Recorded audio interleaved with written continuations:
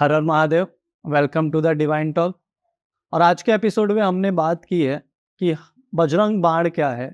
जैसे मैंने हनुमान चालीसा पे बात किया था, वैसे मैंने इस टाइम गुरुजी से बात किया कि आखिर ये बजरंग बाण है क्या। बहुत कम लोग इसके बारे में जानते हैं और मैंने सुना है कि ये हनुमान चालीसा से ज़्यादा शक्तिमय है। अगर शक्तिमय है तो लोग इसे रेगुलर या रोज़ पढ़ना चाहिए, पर क्यों हम इसे रोज़ नहीं पढ़ते? तो आप पूरा ये वीडियो देखिए और हमें सहयोग करिए। हर हर महादेव। हर हर महादेव गुरुजी। जय सिया राम, हर हर महादेव। सभी को जय सिया राम।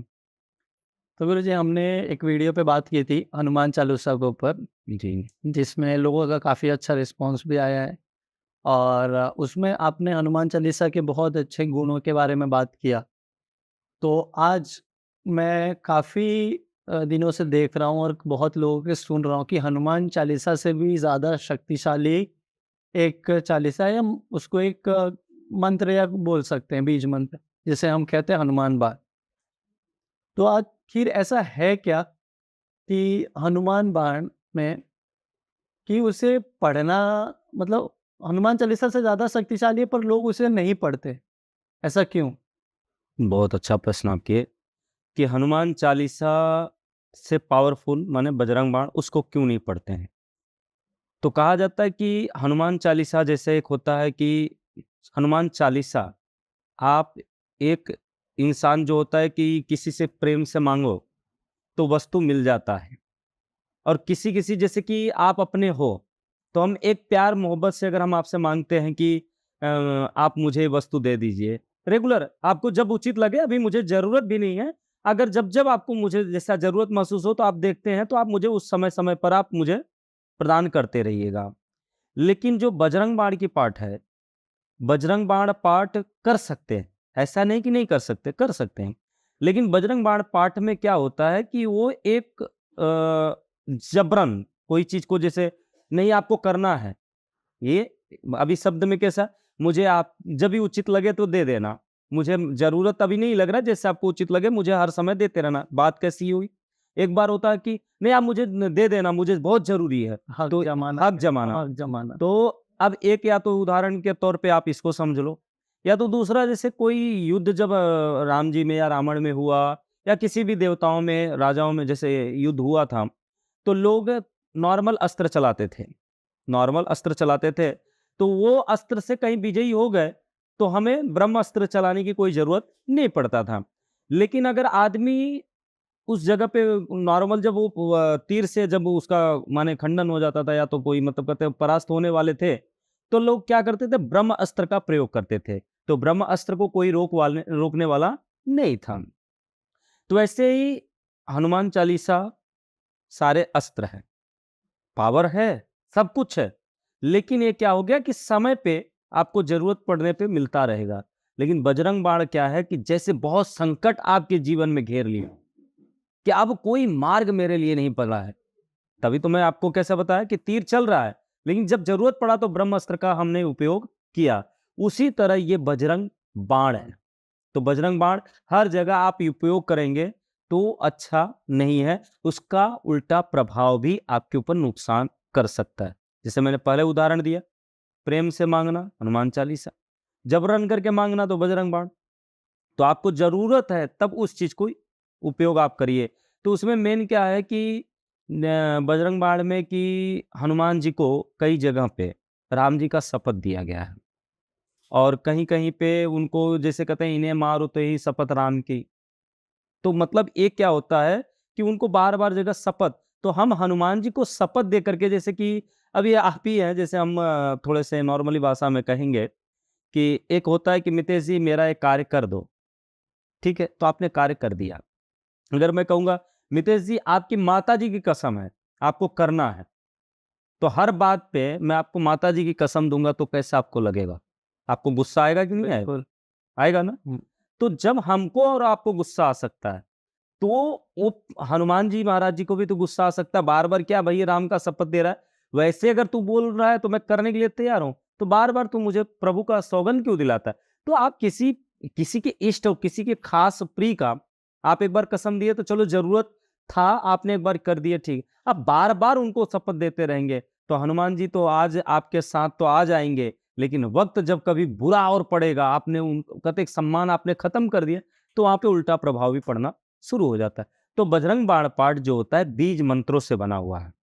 हाँ, ओम ह्रीं ह्रीं ह्रीं उसके हनुमंत बारे में चालीसा। कुछ, क्योंकि उसमें हाँ, काफ़ी ऐसे लाइन है, हुँ। जैसे ओम हम हनुमंते करके, हाँ, हाँ, हाँ। तो उसमें काफ़ी ऐसे लाइनें हैं। हुँ, तो हनुमान च उसके मुझे बजरंग बाण की कुछ शक्तिमय चीज़ें बताइए। जैसे जी, आपने बता दिया जिसमें एक शपथ वाली बात है, कि उसमें बार-बार शपथ दी गई है। जी। कुछ शक्तिमय चीज़ें उसमें क्या है, कि वो हनुमान चालीसा से ज़्यादा ताकतवर उसे बनाता है? मेन क्या है कि जैसे आप हनुमान चालीसा का आप पढ़ेंगे, तो जय हनुमान ज्ञान गुण सागर जय कपीस तिहुँ लोक उजागर रामदूत अतुलित बलधामा अंजनी पुत्र पवन सुत नामा। कैसा है? नॉर्मल हाँ। मंत्र है, कोई भी कर सकता है। इसमें कहीं कुछ अंग, क्रिंग, क्रोंग है, नहीं है। क्योंकि जो जिस मंत्र में बीज मंत्र में ऊपर जैसे हुँ, अंग आ गया, जैसे ओम हंग पवन नंदनाय, ये क्या हो गया? बीज मंत्र हो गया। तो बीज मंत्र का होता है प्राण। जो बीज मंत्र होता है उसको कहते हैं प्राण।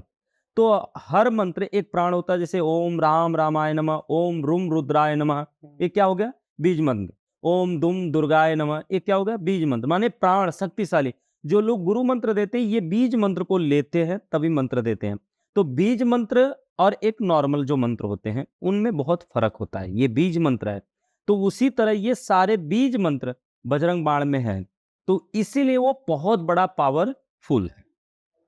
बात समझ गए? बिल्कुल। जैसे कि आप कहीं किसी से नॉर्मली मिलने जाना हो, तो आप नॉर्मल ड्रेस पहन के जाएँगे। किसी के शादी और फंक्शन में या बड़े लोगों के साथ उठना-बैठना है, तो आपका ड्रेस ऑटोमैटिक चेंज हो होता है कि नहीं? उसी तरह ये मंत्रों में फ़र्क है। जैसे हनुमान चालीसा में कहीं बीज मंत्र नहीं है, आपको उसमें बीज मंत्र मिलेंगे, इसलिए वो बहुत बड़ा पावरफुल है। इसलिए उनको बजरंग बाण कहते हैं। हर कार्य के लिए, जैसे रोग से, व्याधि से, संकट से, चारों तरफ से जब व्यक्ति टूट जाता है, अब उसे कोई सहारा नहीं मिला कि अब मेरे जीवन में केवल सुसाइड या क्या कहते हैं कि आत्महत्या कर लेना ही मेरे लिए उचित उचित है, तब व्यक्ति उस समय क्या करता है फिर? सुसाइड कर लिया या तो मर गया। तो उस समय के लिए बजरंग बाण पाठ करने से उसके कार्य सिद्ध होते हैं। मतलब इसका कहना ये हो जाएगा कि जब चारों तरफ रास्ता बंद हो जाए जी, और आपको कुछ नहीं समझ में आ रहा हो, जी। तब आप बजरंग बजरंग बाण का बाण। पाठ कर सकते, लेकिन उसका एक नियम है। हाँ, नियम क्या है? नियम कैसा कि अगर आप बजरंग बाण पाठ कर रहे हैं, जैसे 11 दिन, 21 दिन, 41 दिन, 45 दिन तक का एक इसका नियम होता है। जैसे आप पाठ किए, तो लहसुन प्याज नहीं खाना है, ब्रह्मचर्य का पालन करना है, फर्श पर सोना है। ना तो आप बिस्तर और ना तो बेड पे आप सो सकते हैं। आप स्वयं अपने हाथों से भोजन बना के करेंगे तो वो आपके लिए सबसे बढ़िया रहेगा। कौन कैसा भोजन अनुष्ठान में है ना, तो अनुष्ठान में अगर तनिक देखो कार्य आपके सिद्ध पूरे हो जाएँगे।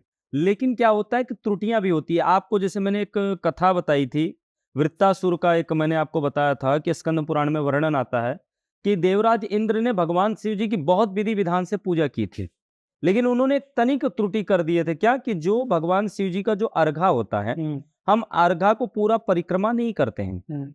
अर्ध परिक्रमा करते हैं कि जो हमारा वो अर्घा होता है योनि का जो हाँ, माता जी का, जहाँ से तो जल वो हाँ, प्रवाहित वो जो होती है नीचे हाँ, गिरता जो है। वो होता है तो भगवान शिव जी के उस आगे उस वस्तु को हम पूरी परिक्रमा नहीं कर सकते, इसलिए अर्ध परिक्रमा किया जाता है। तो देवराज इंद्र ने क्या किया था कि पूरी परिक्रमा कर दी थी, तो वो त्रुटि हो गया।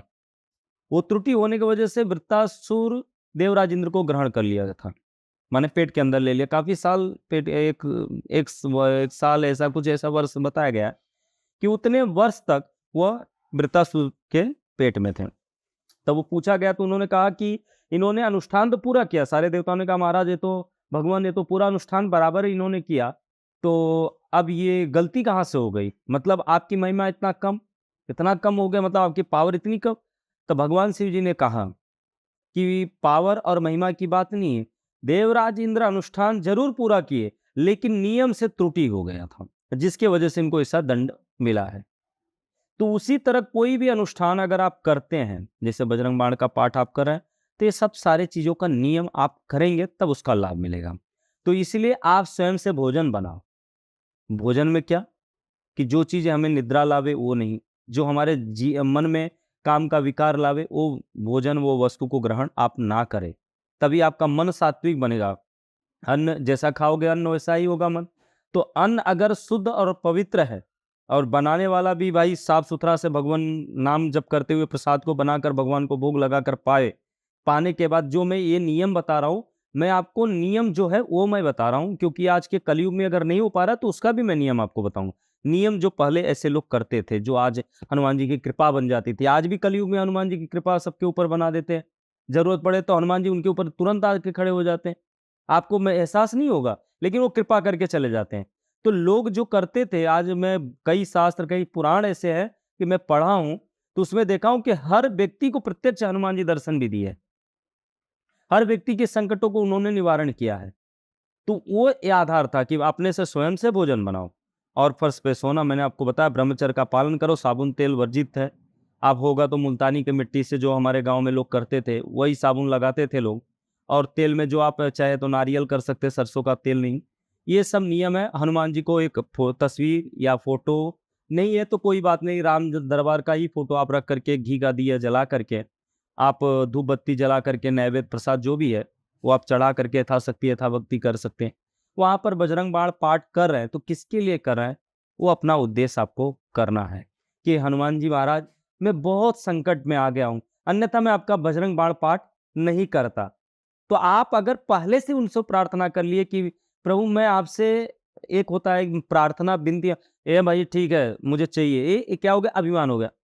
एक नम्र भाव में से जब प्रार्थना करोगे तो हनुमान जी महाराज जी को लगता है कि नहीं, इसको जरूरत थी तब इसने मुझे याद किया, नहीं तो ये मुझे हर वक्त जरूरत, मैंने हर वक्त नहीं परेशान करता, लेकिन आज जरूरत है तभी ये मुझे याद किया, आज के कार्य कर देना चाहिए। तो बजरंग बाण पाठ करने का मतलब पहले हनुमान जी से विनम्र प्रार्थना कर लो। पहले हनुमान चालीसा पाठ करो। हनुमान चालीसा पाठ से सबके वैसे कार्य सिद्ध हो जाते हैं। जब ज्यादा जरूरत पड़ेगा कि नहीं अब मुझे अर्जेंट और आज तत्काल में करना, तो बजरंग बाण का पाठ करना चाहिए। तो इससे पाठ करने से हनुमान जी उसके कार्य सिद्ध करते हैं। अब ऐसा नहीं कार्य एक सिद्ध हो गया तो चलो फिर से बजरंग, तब वो क्या होता है कि हनुमान जी हमेशा राम नाम में लीन रहते हैं। आप उनको परेशान करोगे तो भी उचित नहीं है।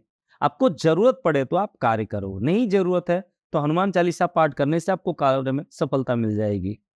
यही बात है बजरंग बाण का। और कलयुग में लोग ऐसे हैं, कलयुग के बारे में। कलयुग में जैसे लोग कर सकते हैं तो कैसा कि आप अगर ब्रह्मचर्य का तो पालन आपको करना ही पड़ेगा।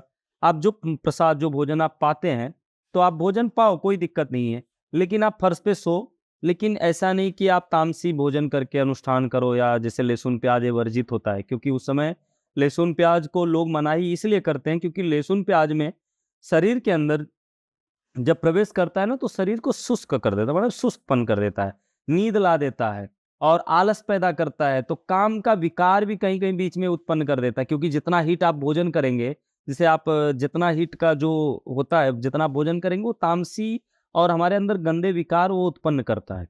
इसलिए लोग कहते हैं लहसुन प्याज ना करो। आप हो पालक की सब्जी खाओ, मेथी की सब्जी खाओ, रोटी खाओ, दूध पियो, फल खाओ, ये सब खा करके भी आप व्रत रख सकते हैं। यही सब नियम है। अगर इसका नियम का अगर बताना हो कलयुग में तो बस इतना भी नियम करें और हनुमान जी को एकदम साफ-सुथरे वस्त्र धारण करें।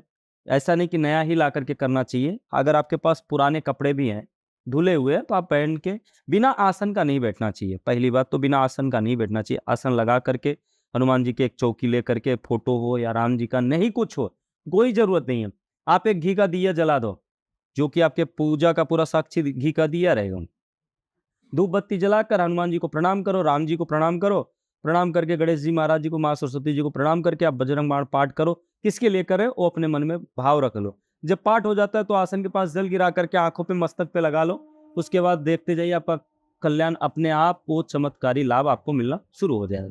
लेकिन जरूरत रहेगा तब करो, बार बार नहीं करना चाहिए, ये नहीं तो उसकी महिमा जो होती घटती है। यही है बजरंग बाण का पाठ। तो गुरुजी आपने बजरंग बाण के ऊपर काफ़ी विस्तार पूर्वक हमें बताया। जी। तो ये सुन के मुझे भी बहुत अच्छा लगा और मेरे दर्शकों को भी काफ़ी अच्छा लगेगा जी। कि इसे कैसे उपयोग किया जाता है, आखिर क्यों नहीं पढ़ा जाता और जी। कब पढ़ना चाहिए, जी। विधि विधान बताए। हुँ। तो इसके लिए शुक्रिया। हर हर महादेव। जय श्री राम। जय श्री सभी राम। को जय श्री राम।